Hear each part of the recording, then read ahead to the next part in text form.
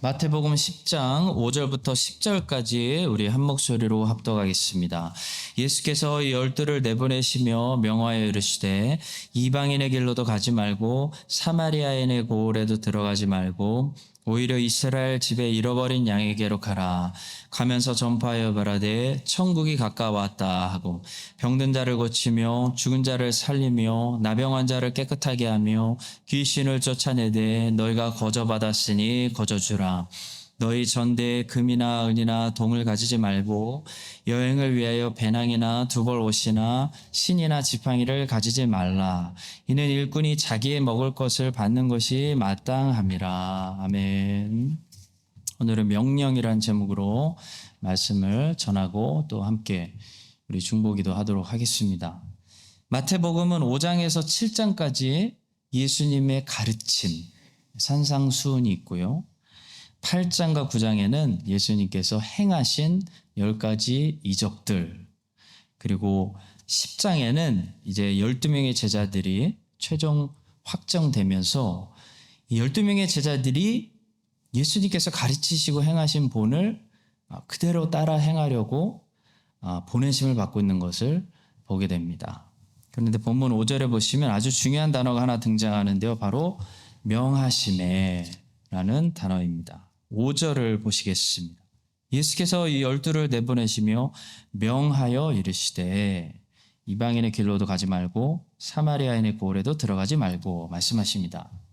예수님의 가르침을 먼저 받고 또 예수님의 행하심을 먼저 보고 이제 예수님의 그 행하신 대로 세상으로 보내심을 받아서 예수님이 행하신 그 사역을 계속하는 것, 이것이 예수님의 제자들에게는 선택 사항이 아니라 명령이라는 것입니다. 성도 여러분, 우리가 예수님의 제자라면 예수님의 가르침을 세상에 전하고 예수님이 행하신 대로 우리도 세상에서 빛과 소금으로 살아가는 것이 우리에게는 당연히 해야 되는 명령이라는 사실을 깨닫게 됩니다. 오늘은 이 명령을 지키기 위해서 우리가 좀 더 구체적으로 어떻게 살아야 하는지, 예수님의 명령을 본문을 통해 어떻게 조금 더 구체적으로 살펴보고 또 그렇게 살 수 있도록 성령님께 힘을 달라고 함께 기도하는 시간을 갖도록 하겠습니다. 첫 번째로 주님의 명을 받아서 주님의 사역을 할 때는 주님의 순서대로 해야 되고요. 주님의 때를 따라 사역을 해야 된다는 사실을 배우게 됩니다. 순서와 때도 순종하는 것이 주님의 명령을 지키는 것이라는 말씀입니다. 본문에 보시면요, 예수님께서 지금 제자들을 이제 세상으로 보내시면서 조금 더 구체적으로 명령하십니다.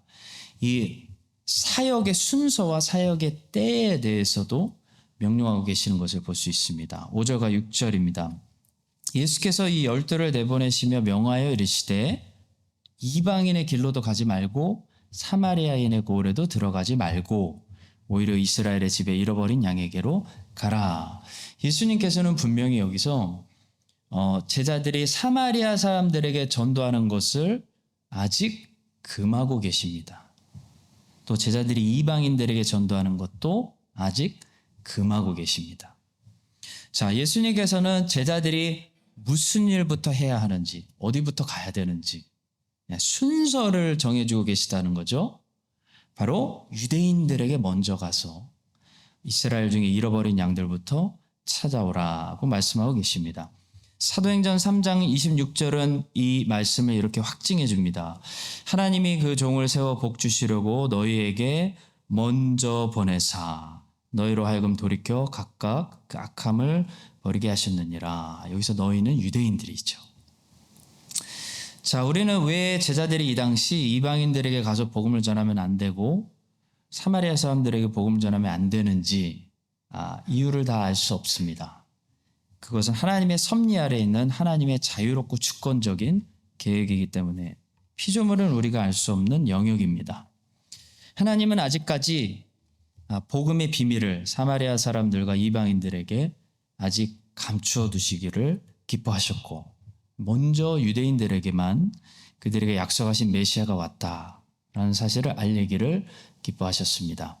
하나님의 작정과 계획이 그랬기 때문에 제자들이 아무리 사마리아 사람들에게 먼저 가고 싶어도 그들에게 가면 안 되고요.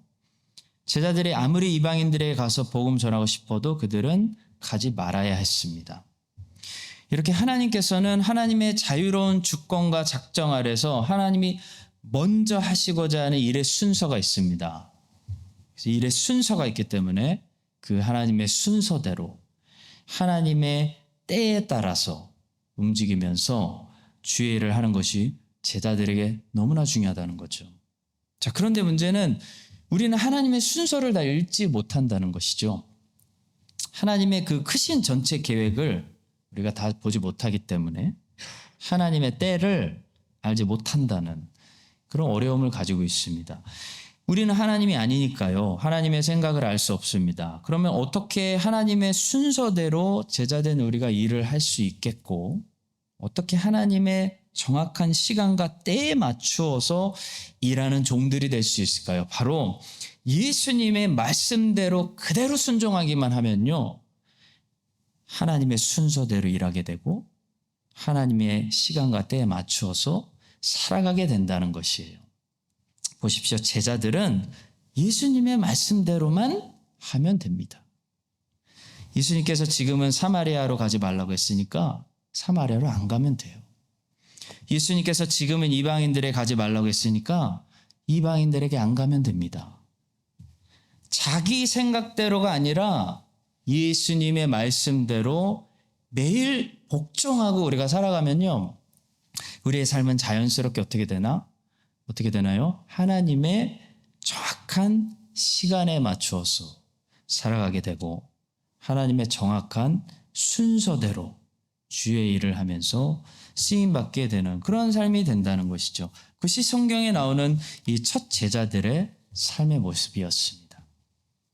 나중에 예수님께서 이제 십자가에서 죽으시고 부활하신 다음에는 하나님의 때가 왔기 때문에 제자들을 더 이상 금하지 않으시고 사마리아와 땅 끝까지 모든 족속을 제자로 삼아 전도하라고 말씀하고 있는 것을 마태복음 28장의 지상명령과 사도행전 1장 8절의 말씀을 통해 알 수 있습니다. 마태복음 28장 19절과 20절 말씀입니다. 그러므로 너희는 가서 모든 민족을 제자로 삼아 아버지와 아들과 성령의 이름으로 세례를 베풀고 내가 너희에게 분부한 모든 것을 가르쳐 지키게 하라. 볼지어다 내가 세상 끝날까지 너희와 항상 함께 있으리라.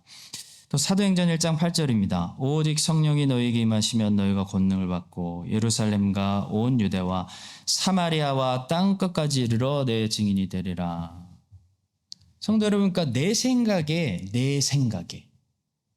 이게 주님이 기뻐하시는 일 같고 주민이 기뻐하시는 일 같다고 내 순서대로 내 때에 맞춰서 사역하는 사람은 자기 만족을 위해서 사는 사람이지 예수님의 제자가 아닙니다. 예수님의 제자는 어떤 사람인가요? 하나님의 시간에 맞춰서 살아가요. 하나님의 때에 정확하게 따라서 철을 따라 다양한 열매들을 맺는 시냇가에 심은 나무와 같이 살아갑니다. 건강한 나무는 봄에는 꽃을 내고요, 여름에는 열매를 내고 가을에는 낙엽을 내고 겨울에는 안식하고 재충전하죠. 예수님의 제자도요, 철을 따라 하나님의 시즌을 따라 하나님의 시간을 따라서 하나님이 원하시는 열매를 내는 삶을 살아간다는 거예요.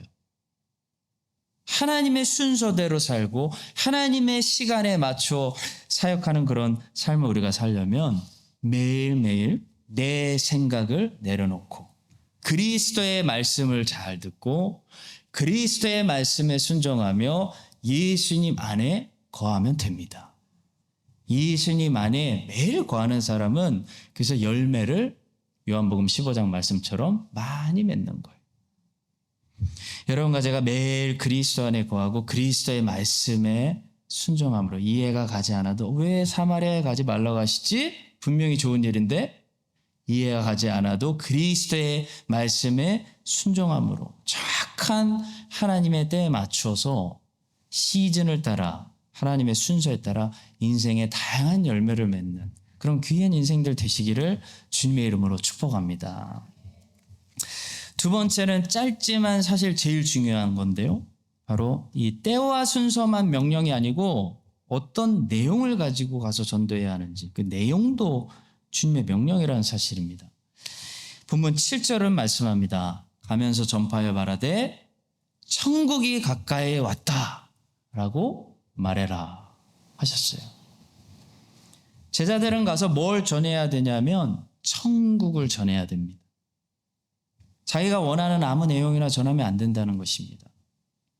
우리가 예수님의 제자라면 우리는 세상에 천국 복음을 전하는 사람들이 돼야 됩니다. 세상에서 성공하는 법, 자기 달란트 최대한 개발하는 법, 형통한 방법 이런 거 전도하면 안 된다는 거죠. 그런 거 전도하면 안 돼요. 그것은 거짓 선지자가 전하는 거짓말입니다. 그렇게 되지도 않아요.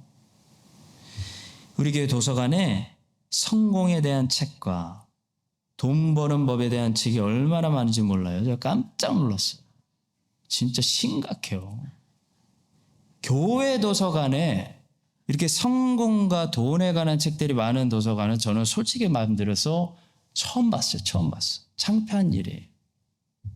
빨리 도서관을 우리가 개종시켜야 됩니다. 마태는 제자들이 천국을 전도하는 명령을 받았다고 지금 본문에서 말하고 있는데 동일한 구절이에요. 평행 구절. 마가는 회개를 전도하는 명령을 받았다라고 마가복음 6장 12절에서 이렇게 말씀해요. 제자들이 나가서 뭐라고 전하죠? 회개하라. 그러니까 천국을 얻으려면 반드시 회개가 있어야 되죠. 복음은 우리에게 회개를 촉구합니다. 그래서 예수님의 제자들은 세상에 나가서 잘 사는 법을 전도하는 사람들이 아니고 회개해서 복음을 믿고 천국 가는 것을 전도하는 사람들입니다. 그 메시지를 전도하는 사람이 예수님의 제자예요. 메시지를 하나님의 순서에 맞춰서 하나님의 때에 따라 전도하는 것도 중요한데 바른 메시지를 전도하는 것은 더 중요한 일입니다. 이 사실을 기억하시고 예수 그리스도의 영광스러운 복음을 전도할 수 있는 이 복음 전도자들이 우리 교회에서 많이 양육돼서 이 교회를 다니는 많은 사람들이 세상에 나가서 주 예수 그리스도가 전도하셨던 그 메시지 회개하라 천국이 가까이 왔느니라 바로 그 메시지를 전도하는 우리 모두가 될 수 있기를 예수님의 이름으로 간절히 축복합니다. 세 번째와 네 번째는 어떤 태도로 이 메시지를 전도해야 되는지 전도자가 제자가 갖추고 있어야 할 바른 태도에 대해서 명령하시는 말씀인데요. 세 번째는 값없이 메시지를 전도해야 된다는 사실이에요. 값없이. 자, 8절에 보시면 이런 말씀이 있습니다. 먼저 8절을 읽어보겠습니다. 병든 자를 고치며 죽은 자를 살리며 나병 환자를 깨끗하게 하며 귀신을 쫓아내되 너희가 거저받았으니 거저주라. 자, 이 8절 말씀을 오해해서 사도들에게 주셨던 이 특별한 권능들을 우리도 가져야 한다고 우리도 가질 수 있다고 말하면서 사도들과 우리는 똑같은 권위를 가지고 있다고 주장하는 사람들이 있죠. 이런 사람들을 신사도 운동을 한다고 말해요. 이런 사람들을 조심해야 됩니다. 성도 여러분, 사도들과 우리는 달라요.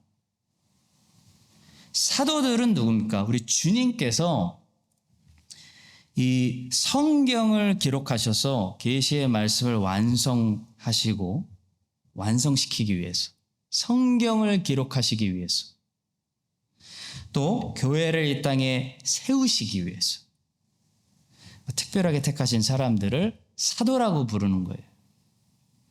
그들은 예수님을 직접 본 사람들, 직접 만지고 믿은 사람들이고요.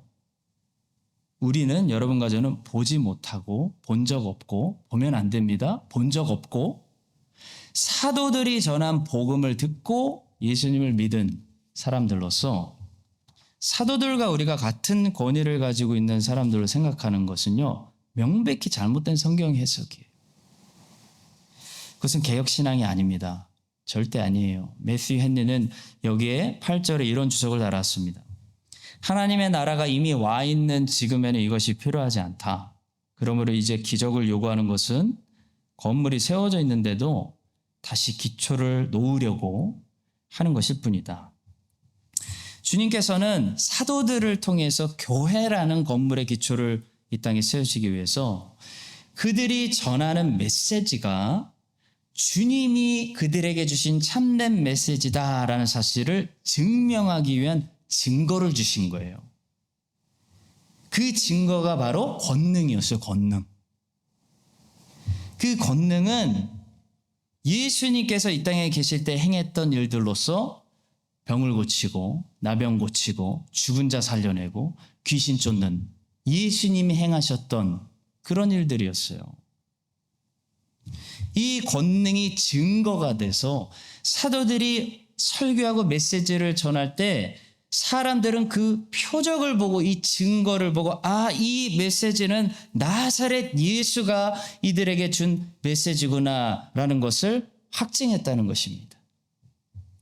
그것이 사도행전에 그렇게 많이 누가가 표적에 대해서 증거하고 있는 이유예요. 이유. 이 사도들이 나사렛 예수가 보낸 사람들이다 라는 것이에요. 그런데 오늘 어떤 사람들은 복음의 메시지는 제대로 전달하지 않으면서 자기가 사도들과 같은 권능을 가지고 있다고 선전하면서 교회를 다니면서 설교는 아예 하지 않거나 짧게 하고 강대상 밑으로 내려가서 병 고친다고 귀신 쫓아낸다고 자기가 가진 권능을 자랑한 사람들이 있는데요. 다 잘못된 사람들이에요. 미국에 그런 사람들 진짜 많아요. 너무 많아요. 여러분 조심하셔야 됩니다. 자, 어떻게 하면 이 사람이 지금 신사도 운동을 하고 있는지, 이 사람이 지금 주님이 보낸 사람인지 아닌지 구별할 수 있을까요? 한 가지는 예수님의 제자를 구별할 수 있는 기준을 주님께서 8절 끝에 분명히 말씀하시는데요.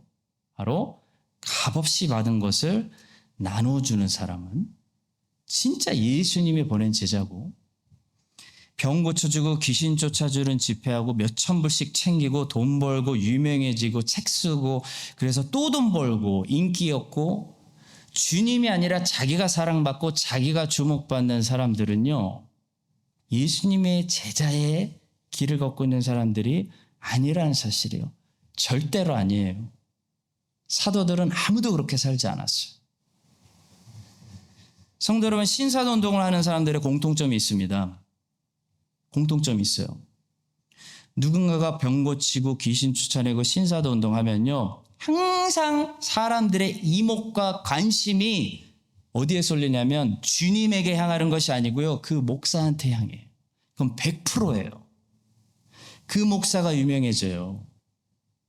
이 공통점이에요. 이건 분명해요.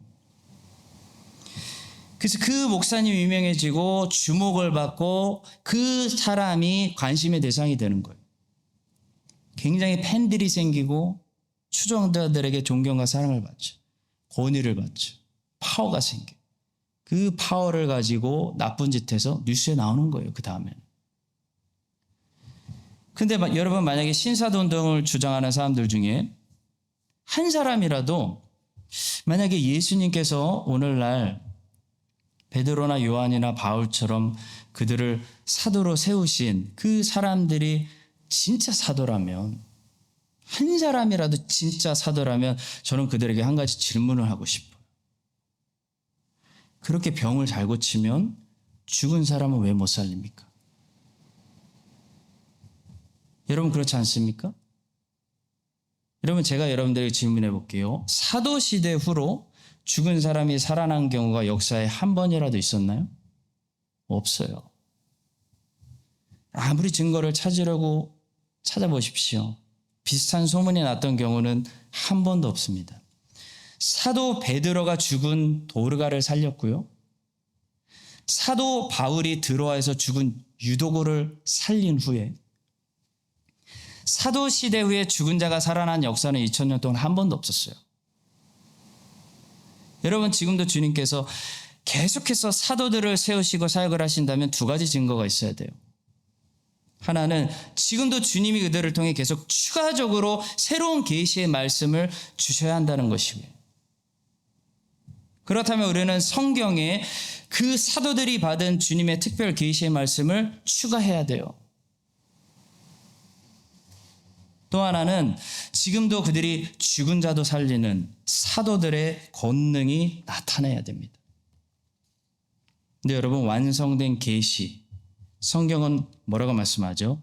아무것도 여기다 더하지 말라고 말씀해요. 그리고 죽은 자를 살린 사람은 세상에 아무도 없습니다. 이 말은 지금은 사도들이 없다는 것이에요. 사도들은 하나님의 말씀인 계신 성경을 완성하고 예수 그리스도가 직접 택하셔서 예수 그리스도가 행하신 권능을 그들이 그대로 재현함으로써 그들이 전한 메시지가 하나님으로부터 왔다는 사실을 증거하면서 교회에 씨앗을 심는 그런 사도들의 사명을 감당한 것입니다. 그들은 그 일을 8절의 말씀처럼 값없이 했습니다. 8절을 다시 보겠습니다.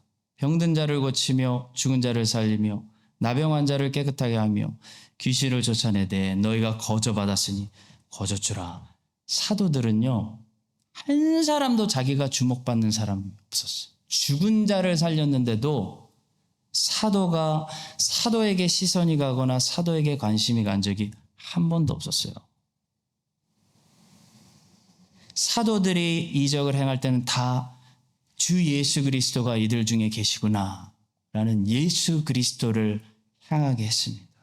사도들은 다니는 곳마다 거저 받은 대로 거저 주었고 정말 거지같이 살았기 때문이에요. 부자가 되거나 유명해지거나 인기를 누리거나 비싼 옷을 입고 다니지 않았다는 것이에요. 사도들은 바디가드들을 옆에 두고 다니는 사람들이 아니었어요. 성도 여러분, 우리가 진짜 예수님의 제자라면 우리도 값없이 받은 것을 값없이 줄 것입니다.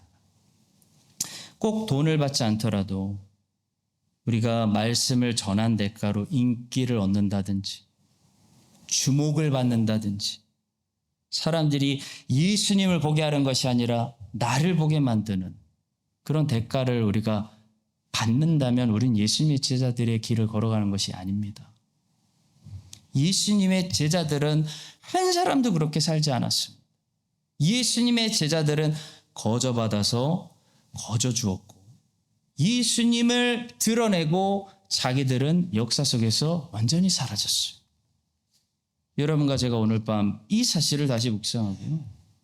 우리 크라이스트 한인 장로교회 정말 예수님의 제자답게 값없이 받은 은혜를 좀 티내지 말고 값없이 나눠주면서 예수님의 향기만 남기는 그런 예수님의 진정한 제자들 다 되시기를 주님의 이름으로 간절히 축복합니다.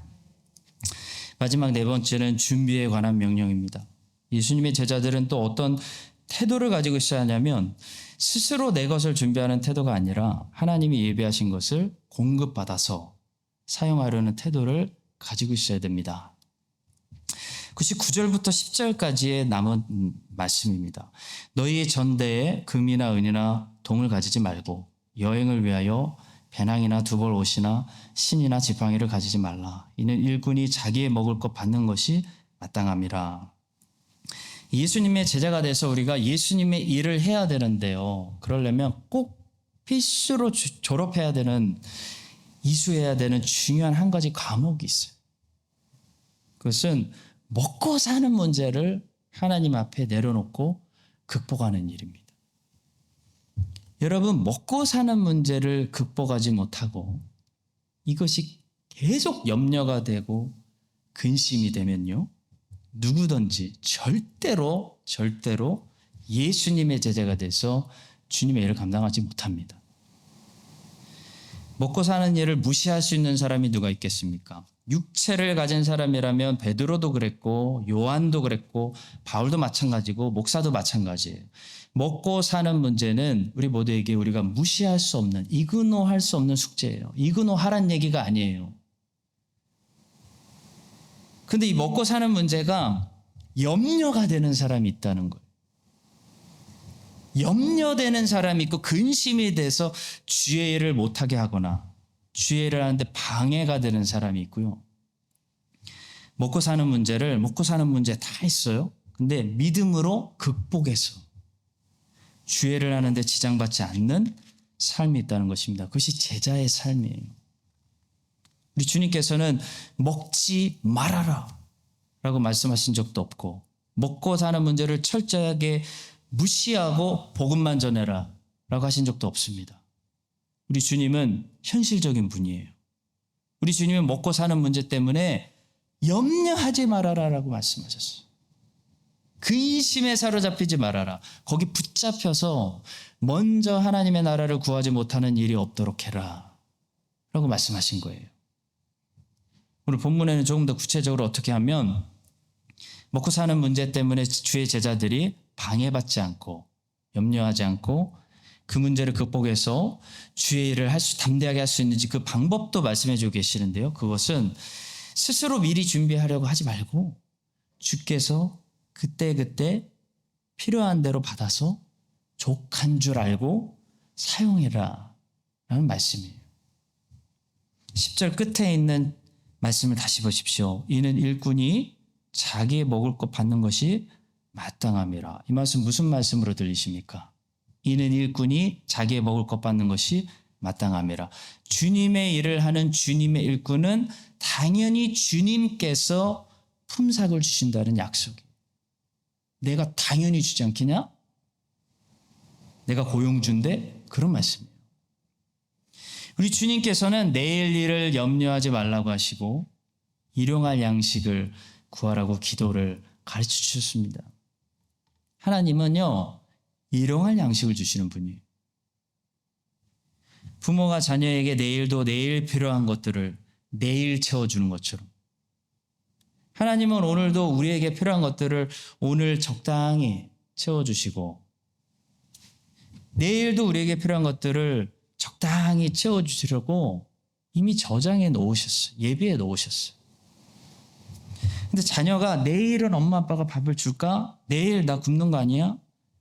내일 생각한다면 얼마나 믿음이 없는 겁니까?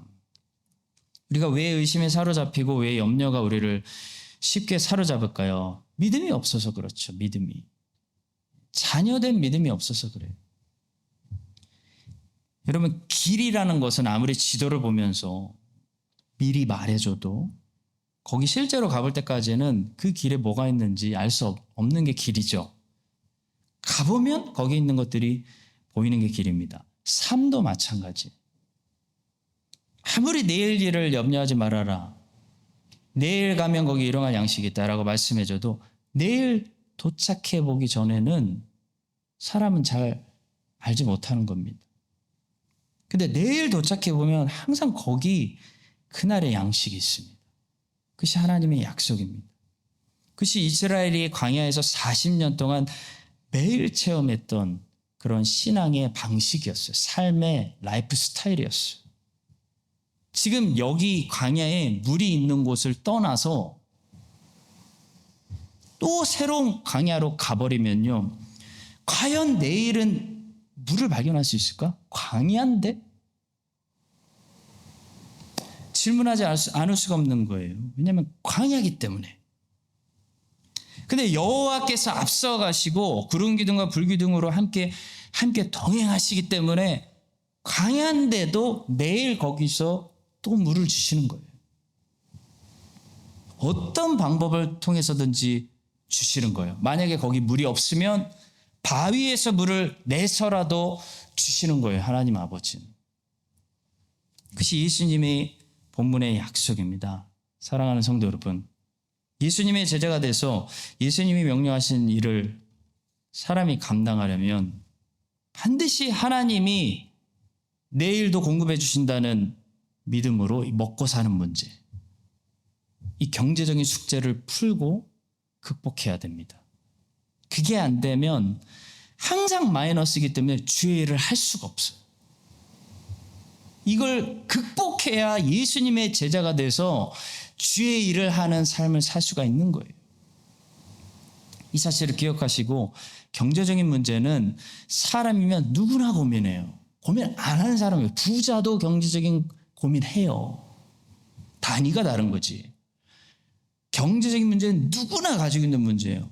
고민하시되 염려하지 마시고 근심에 사로잡히지 마시고 하나님께 오늘도 맡기고 내일도 맡겨버리고 오늘이나 내일이나 오직 주께서 우리에게 명령하신 그 하나님의 나라, 영혼 살리는 거, 우리 자녀들 가르치는 거, 복음 전도하는 거 여기에 집중하면서 먼저 하나님의 나라를 위해서 살아가는 그런 믿음의 백성들 되시기를 우리를 오늘도 제자로 부르시는 예수님의 이름으로 간절히 축원합니다.